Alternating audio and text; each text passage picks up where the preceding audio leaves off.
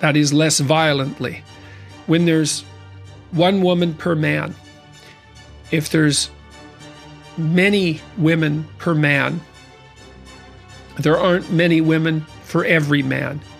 There are a handful of men, let's say a minority of men, a Pareto distribution of men who have a disproportionate number of women, and a lot of men who have none. And those aren't happy men, let's put it that way. They're men who are very likely to get up to no good very rapidly. So there's that. Then let's say a man has many women, and let's say he's a desirable man for that matter, just for the sake of argument. If he has a variety of women, then those women don't have much of him. So they don't get to establish a real individual relationship with him because it's going to be fragmentary. And I don't believe that that's satisfying for people. I think that what you want, as much as you possibly can, is to have people around you with whom you can weave your life together over the short term, medium term, and long term. It adds depth to your life in a way that almost nothing else can.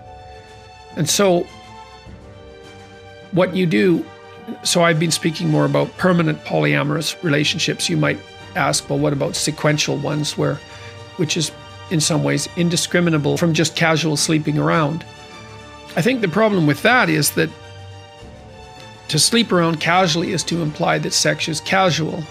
To imply that sex is casual is to assume implicitly that it can be divorced from the rest of life, emotional life, motivational life, values, all of that. And you can divorce it, but you pay a big price for that. I think the price you pay is like virtual. The word psychopathic keeps leaping to mind. You have to reduce a person to the casual pleasure of a transient sexual interaction in order to sleep around casually. And I think that once you establish that as a habit with sex, which is a deep experience, if you'll do that with sex, which is a deep experience, and you learn how, then what makes you think that won't transfer to everything else that you do? I don't see how it can fail to. So I think that as a medium to long-term strategy, they're completely untenable, because human beings, as far as I'm concerned, are fundamentally pair bonding. If you're just talking about casual sex, first of all, I think casual sex is a contradiction in terms. I don't think there's anything about sex that's casual, and I think that people are deceiving themselves badly whenever they think so.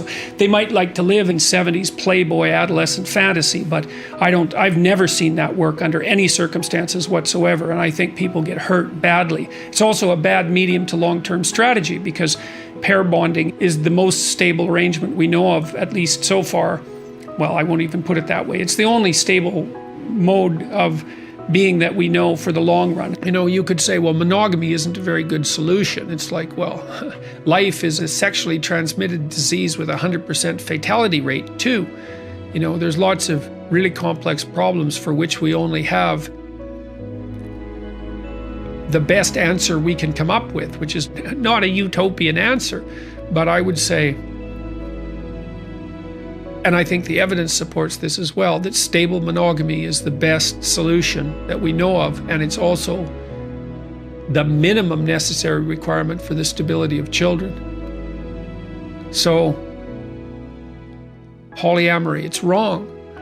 It's wrong, it makes men violent, it increases inequality in the manner that makes things dangerous. It makes it impossible for women to have a deep relationship with men. It facilitates the transformation of sex into something casual, and then that spills out into the rest of the world. It deprives the people who engage in it of the opportunity of establishing a stable, long-term, mutually satisfying, it's more than that, mutually beneficial relationship, you know, because a good marriage, the people in it gain twice as good, right? The benefits aren't precisely linear.